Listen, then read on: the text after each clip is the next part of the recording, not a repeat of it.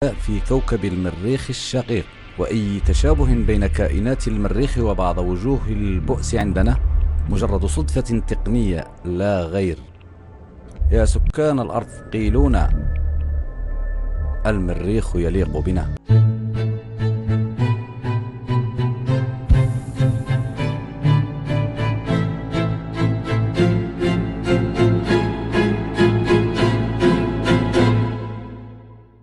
كانت هناك جنية في سنها قرن و17 عام. أنا كنت من كثرة اللي نقدرها ونقيمها تجلت لي يعني على المشاهد، تجلت لي على المشاهد. وهذه الجنية سموها حاجة طاووس.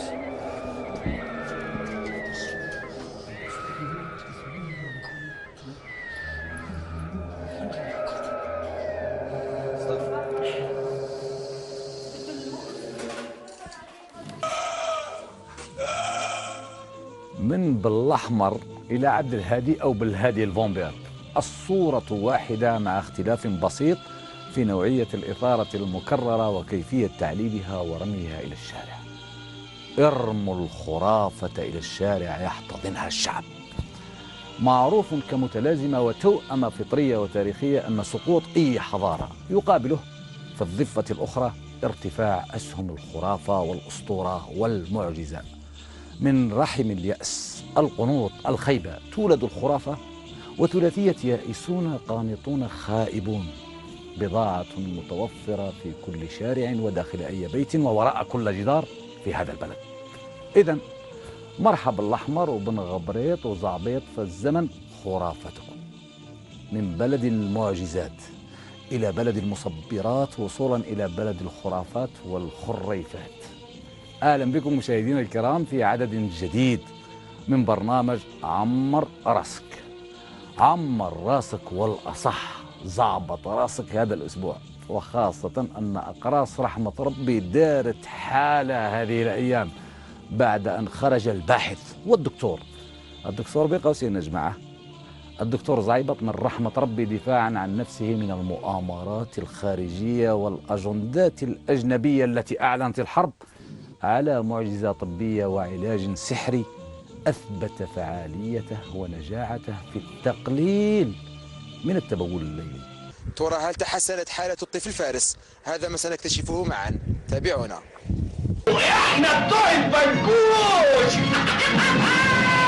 البول كان يبول بزاف كي يعطل، دوكا ما كانش. ودلوقتي بقى حكاية الفنكوش. في هاد لاشيما ما عنده والو، صفر ما عندهاش هذاك لو فواي فيان، هذاك لي تواليت. انت قلت لي اسمه ايه؟ الفنكوش. الايه؟ الفنكوش. ميم لي تواليت تاع الفاي فيان هذيك نقصت. تخيل مرة اخترعت كريم للشعر، اعظم كريم للشعر ظهر لحد دلوقتي. تفتكر حد اشتراه؟ ابدا. لكن لما قلنا ان فيه مادة سرية رقمها الكودي 742 212 الكل اشتروه زي المجانين. عارف 742 212 دي تطلع ايه؟ ايه يا فندم؟ نمرة التليفون القديمة.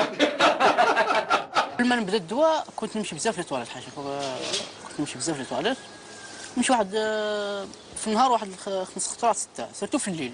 بعيدا عن السخرية من هذا الإنجاز السكري الذي أثبت حتى الآن فعاليته البولية لدى شهود عيان تتبعتهم كاميرا زميل الشروق، دار زنقة زنقة، ولاية. بعيدا عن ذلك فإن خرافة زعبيط الصحية مرت بمراحل مختزلها، أن الرجل الخارق سخرت له آلة دعائية رهيبة رسخت في ذهن العامة أننا أمام أينشتاين أو لويس باستور جديد. لكن هل الدكتور توفيق دكتور أصلا؟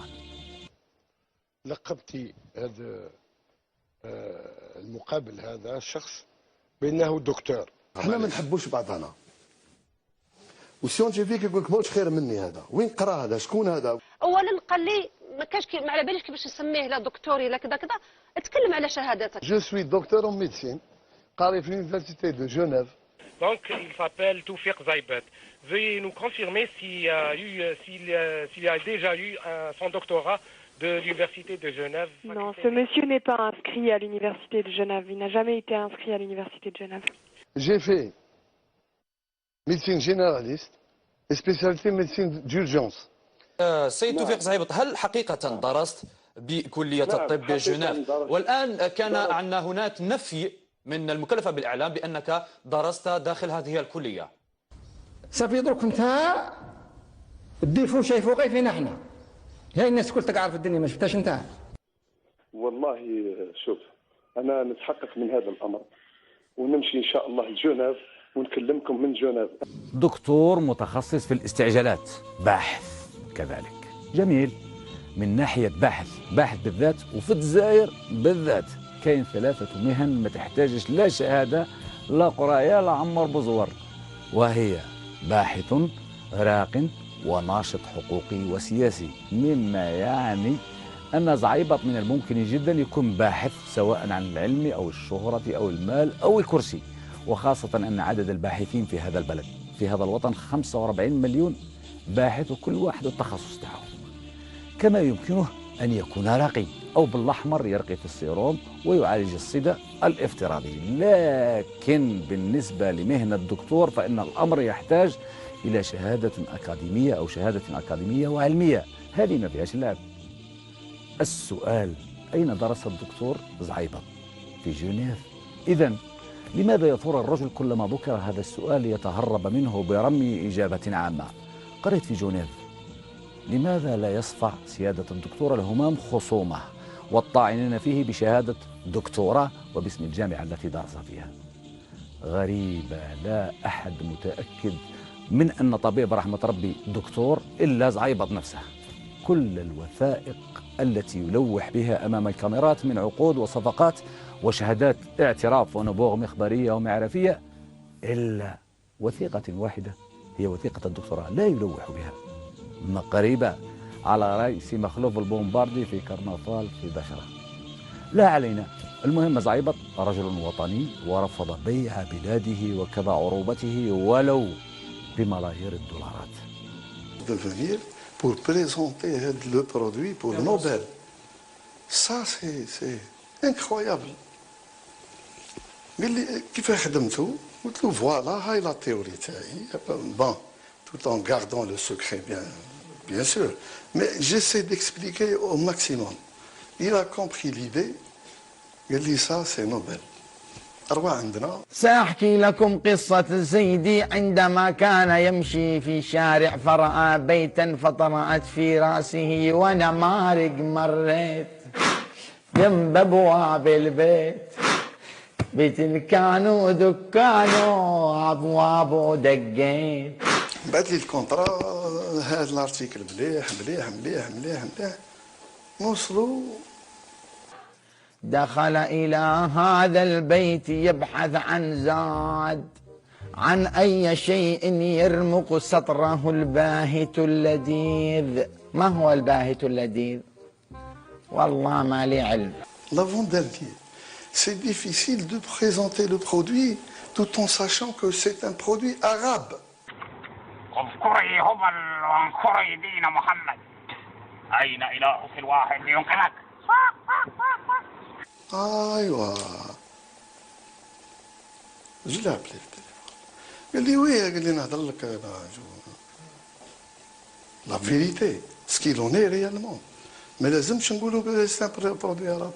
دق بيده. شنو دق؟ كذا. ها؟ ايش اسمها هذه؟ مزهرية. مزهرية. قلت له ما لازمش نقولوا بلي وكاين خلاص. بطريقة دراماتيكية ومسرحية وسياسوية بائسة. زعيبط أو زعبوط هو الشخص الوحيد في العالم الذي عرضوا عليه جائزة نوبل للزعبطة فرفضها وأغلق الهاتف في وجه أعداء العروبة والإسلام الملعين. يعني سي رحمة ربي هذا حب يفهمنا أنه في عام 2016 جائزة نوبل يمكنها أن توهب لمخترع مكمل غذائي، واروع أنت واقنع العامة امتناعه، وتحول زعبيط بعد عملية مسخ، وذلك بعد أن حرر الجزائر كلها من الجن والعفاريت. مكمل غذائي تم تسويقه ذهنيا بأشهر على أنه دواء معالج وبديل، ليتراجع صاحبه بعدها ويقول أنه ليس دواء ولكن بعد ماذا؟ بعد أن أوقع وزير الصحة في ورطة جعلت منا مضحكة صحية. ماهوش دواء شيميك، ماهوش دواء. نعم. مكمل غذائي. شكون اللي قال دواء؟ انا ما فهمت شكون اللي قال دواء لازم دواء. دكتور توفيق يجرب هذا الدواء منذ 11 سنة. نعم. الدواء رانا في اطار الانتاج.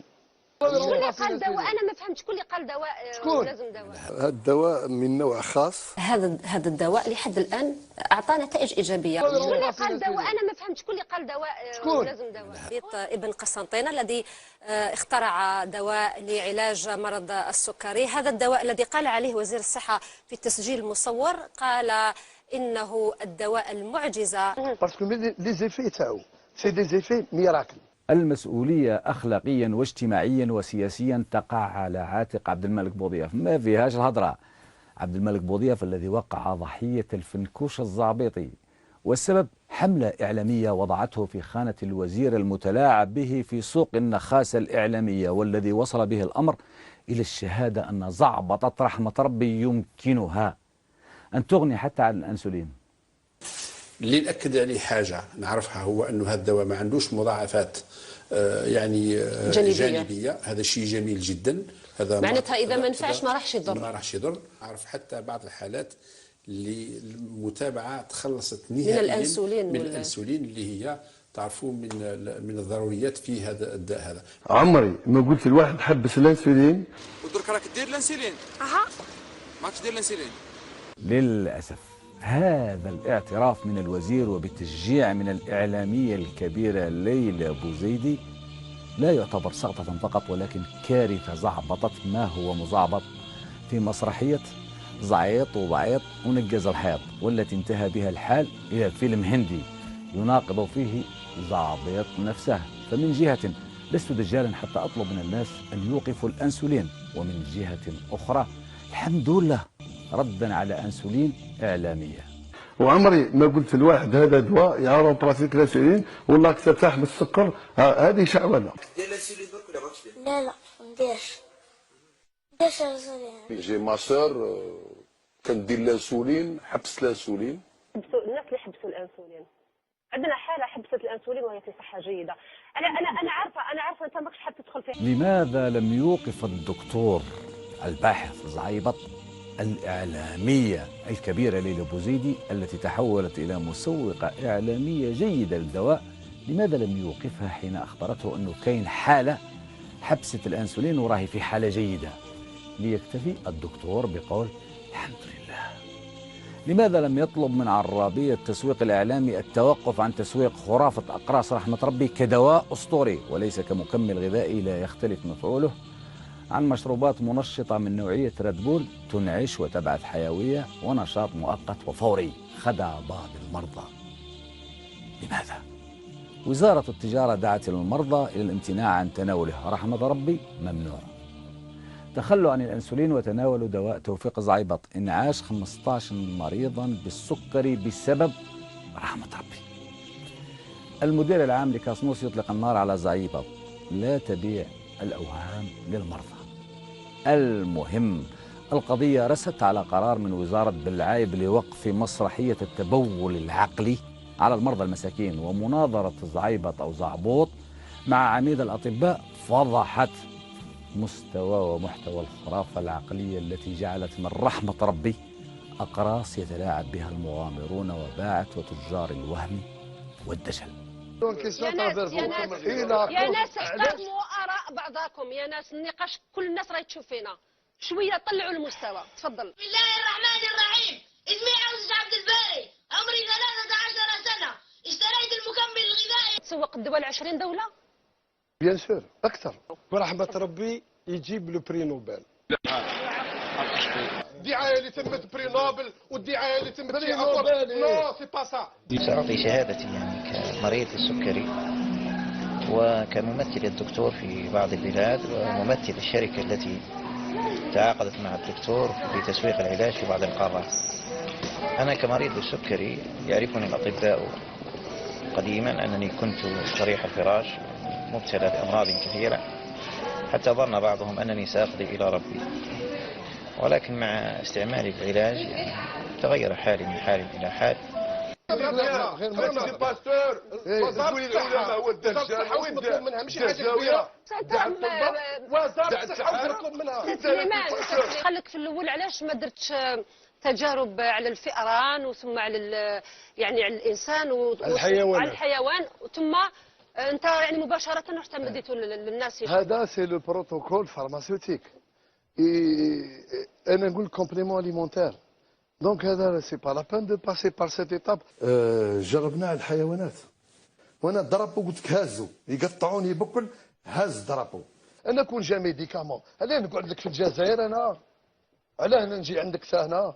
الفيلم هنا اتضح، فقد حضر كل شيء وغاب المنطق والمصطلحات العلمية والقضية. قضية النقاش تحولت إلى عركة سياسية بحتة، وكأن الأمر يتعلق بالانتخابات البرلمانية وصراع الشكارة والبقارة في الأثلان، وخاصة مع خرج الدكتور رحمة ربي الشعبوية ضد الأشقاء الأفارقة اللي خلاتهم الدولة يبيعوا وحقروا غير زعيبط ولد البلاد. شوفوا دي جون يجيو من افريك مفرش الدنيا كل ويجرب للناس في جون سي كوا.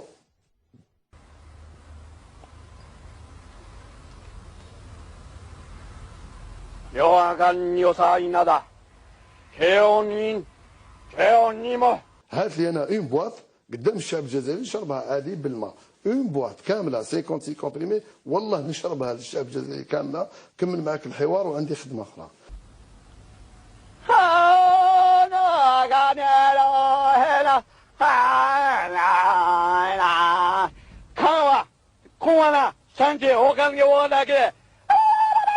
مادامك هنا سونتي با ريكونفيرسي دونك هنا راك حمار. هذا هو مستوى مخترع وباحث ودكتور، هذا هو. هل عرفتم الآن أن الخرافة أصبحت سلعة تباع في الأسواق في زمن تقشف فيه كل شيء إلا مسرحيات الدجل وعمليات غسيل المخ، سواء عبر بالأحمر يأخذ الملايين مقابل رقية السيروم، أو عبر سوق الوعد الصادق وكيف كذب على الناس ليتحول إلى عبد الهادي الفومبير اللي بيراتي الميكرووات حتى وما تكونش موصولة بالتريسيتي.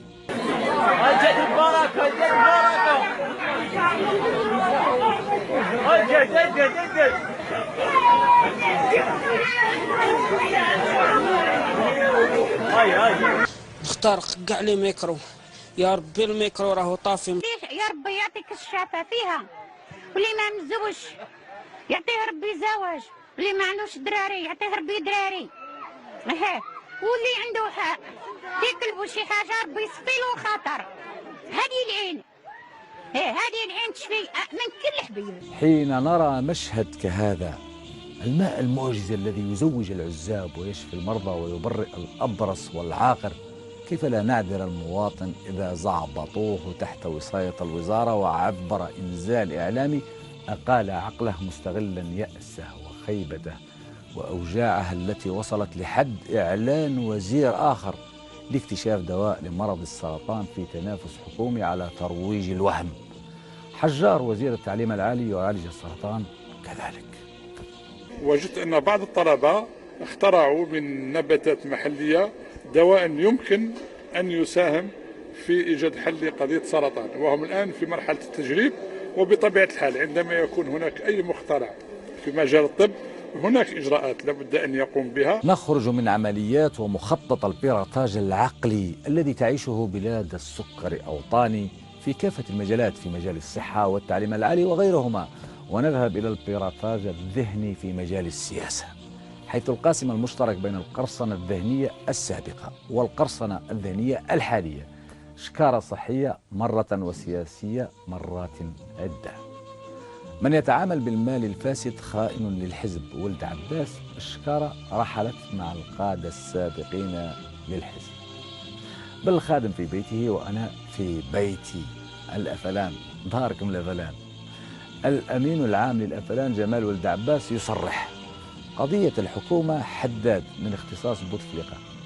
بالخادم تحدث مع قناة أمريكية معروف تورطها في تدمير العراق. هذا ما يسمى الزعبطة السياسية أو خرافة ولد عباس الذي كان نصير للسابقين، بدءا من بالخادم إلى سعداني الذي كان ذراعه وقرة عينه، ليأتي اليوم ويعتلي هودج الطاهر بن الطاهر الذي يتكلم عن الطهارة. صدقا الجزائر بساستها هؤلاء بحاجة إلى اختراع أقراص من نوعية أكيلكم ربي حتى يأخذها المواطن أو ينفجر. الغريب أن حكاية حرب الشكارة غناها كذلك علي بن فليس. من هو الطاهر بن الطاهر؟ علي بن فليس القضاء عاجز عن منع الشكارة في الانتخابات. صدقت يا أستاذ بن فليس، إنه العجز وإنه تاريخ الشكارة. شوف نوصيك برك، أو سي محمد خاخا يبعث لك واحد الأمانة، يبعث لك واحد الأمانة، أو يبعثها لك سي محمد تصرف فيها أنت ثم دبر راسك. التاريخ كما الأرشيف لا يرحمان يا سيد الطلائع والحريات، وكما لم يرحمك فإن الدكتور مقري والأصح الطبيب العام حتى لا يصاب بالزعبطة السياسية ويكتشف لنا نظرية سياسية وليست صحية. ذلك الدكتور الهمام تحول إلى عراب انتخابي بعد أن كان سيد الكافرين بالمشاركة والانتخابات. أكد أن مشاركة المعارضة ستصعب التزوير. مقري: الذين يطالبون بمقاطعة التشريعيات يعملون إيعاز وسواس. سبحان مغير الموعزين والمعوزين السياسيين من ضفة إلى كعكة أخرى. دروك فهمنا علاش الشاب خالد أصبح يؤثر مثل القرضاوي وربما أكثر حسب مركز أبحاث غريق. الشاب خالد والشيخ القرضاوي أكثر العرب تأثيرا. الشاب خالد ينافس القرضاوي تأثيرا وقدرة ودعوة. وفي الجهة الأخرى نعيمة صالحي مولة الباصات نتاع 400 مليون كما الناس، واللي طارت فيها عملاء الموساد تستغل الفراغ والخواء والخيبة العامة وتجلس فوق كرسي الإمارة السياسية. أهلا بك سيدتي. حطوا مليح، الراجل ما يمدولوش، الراجل يدي، المرأة الفحلة ما يمدولهاش وما يصدقوش عليها، المرأة الفحلة تدي.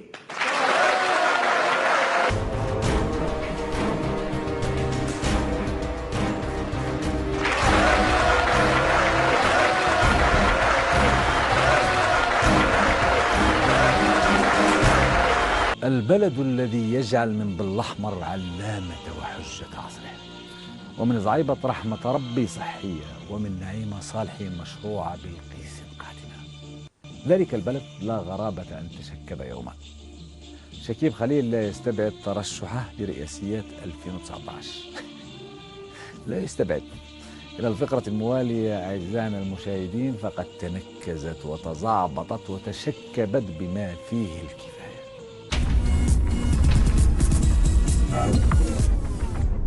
فقرة قالوا وقلنا، أو اكتب حتى نراك، اكتب حتى نراك. قالوا على أوراق صحفهم. من نسي تفاصيل مسرحية الزعيط وبعيط ونجز الحياط في السبعينات ما عليه سوى دواء زعبيط ومغامرات نكاز وحيط توتي. حسان زهار، الشروق اليومي. كعادتك منذ عرفناك يا أستاذ زهار تعرف كيف تختزل واقع الزعبوطية وما فعلت من تنجاز الحياط في هذا البلد الذي أمرضك إجحافه. شفاك الله وعافاك من عارضك الصحي بإذن الله، طهورا يا بطل. من كانوا يسودون الأوضاع يهرولون للمشاركة في التشريعيات. النفاق عيني عينك، إلياس بن علي الصوت الآخر. النفاق عيني عينك ورجلي رجلك وحمسي حمسك يا دكتور إلياس. إنها الانتخابات وإنه موسم سقوط المساحيق، والتالي ما يبقى لهوش. رغم أنه وحيد وبدون حزب يسنده، تمكن رشيد نكاز من تقلاق الحكومة. نعم أقلقها رغم أنه رخو ويمارس لعبة الضحك على الرأي العام. ورغم ذلك نجح بامتياز. هابت حناشي، جريدة الحياة. مشكلة حكومتنا هذه الحكومة يا أستاذ هابت أنها غبية ولها قدرة عجيبة وكبيرة في نفخ الفقاقيع لتجعل من الأوهام خصوما. الحاجة إلى حروب الطواحين أنتجت لنا بدلا من الدونكيشوت آلاف الدونكيشوتات والنجازين وأبطال الورق. فيسبوكيا أو كتبوا على جدرانهم الافتراضية. الدكتور زعيبط يقول أنه ينصح مرضى السكري يتبعوا الطبيب نتاعهم، وأنا كطبيب أنصح المرضى نتاعي بعدم تناول هذا الشيء انتهى الموضوع. محمد العيد حسني، انتهى الموضوع يا دكتور محمد العيد. فتسمية رحمة ربي بعبارة هذا الشيء غنية عن أي تعليق يكشف كيفاش يكفر الواحد وهو لبس عليه. إنها لعنة ولعبة القطيع، لعبة العقل الجماعي. تتحالف النخب الفاسدة والمفسدة مع الصحافة الفالسة والمفلسة، فينتج الظلم والظلام. عبد العالي مزغيش، القضية تتجاوز يا صديقي مزغيش، تتجاوز الظلم والظلام لتصل إلى الخيبة العارمة التي تقيل الوطن من قلب الشعب فيضحى اليتم سيد المكان. نكبتنا في نخبتنا وليست في الظلام. لقد تسيبت الحالة يا جماعة وثابت، مسؤولون بلا مسؤولية، أحزاب غير مجدية، إعلام تافه ومبتذل، وشعب ناقم إلكترونيا وفقط. نهاد مرنيس، بعبارة أخرى يا نهاد، لقد تغبرطت وتنكزت وتزعبطت وتشبكت أو تشكبت، ولا نقول تنعمت نسبة إلى ناعمة العدل والبيان، لأنه لا نعمة في الجوار. إلى الفقرة الموالية أعزائنا المشاهدين، إلى خاتمتها سيرك. خاتمتها سيرك، والسيرك كما نعلم فنون وجنون ومجون أحيانا. يقال أنه كلما أصيب عمق المجتمع بنكبة يتجه إلى النكتة ليعبر عن بؤسه وتبدده وربما خوفه. ونكبة دواء رحمة ربي أخرجت لنا افتراضيا مجموعة علب صحية ضاحكة على واقعنا وواقعنا الكاريكاتوري. دواء الله يرحمك ودواء أنت وزارك. شعب مضحوك عليه لكنه يتضحك بهم ويضحك على أزمات جفاف ذرع بقرتهم. هنا مثلا إلقاء القبض على عصابة أشرار حليب، وهنا ظهور كائن غريب وسط ورشة عمل، بالإضافة إلى ظهور كائن أغرب في محطة مصنع الحجار الفضائية. سيد رايح للقمر سيد طيبة. إنها الجزائر يا ولدي، وبقدر النكتة نكتة الصورة الشعبية فإنه في المقابل مهزلة الصور الرسمية. غول تاج مثلا يأخذ له صورة مع علماء الأمة كما سبق له، وأخذها مع شباب وشابات الأمة. لا تناقض بين صورتين، فغول يجمع النقيضين، وليس وحده من يستغل منابر المساجد، فحتى هذه المخلوقة أفتوا لها أن تجلس في كرسي الإمامة بمناسبة المولد النبوي الشريف. سبحان الله. إنه الإيمان أو كوطة 30% في الإمامة المؤنثة والتي قد تفرض يوما. المهم نعيمة صالحي على الأقل لم يصل بها الحل إلى المنبر، ويكفيها أن ترد على منتقدي مولاة الباصات كما الناس بالخروج في مظهر آخر. سيارة بلون اللباس، لكل لباس وهندام سيارته، لوك. آخر السرك والأصح، آخر الحزن والوجع. رحمة الله على الزميل الإعلامي محمد تمالت، لقد مات في السجن ومهما كانت تهمته كنا أجبن من أن نقف معك، وكانت الحكومة أغبى من أن تعفو عنك. لقد مات صحفيا بسجن الدولة المدنية. إلى اللقاء أعزائنا المشاهدين في حلقة قادمة بإذن الله.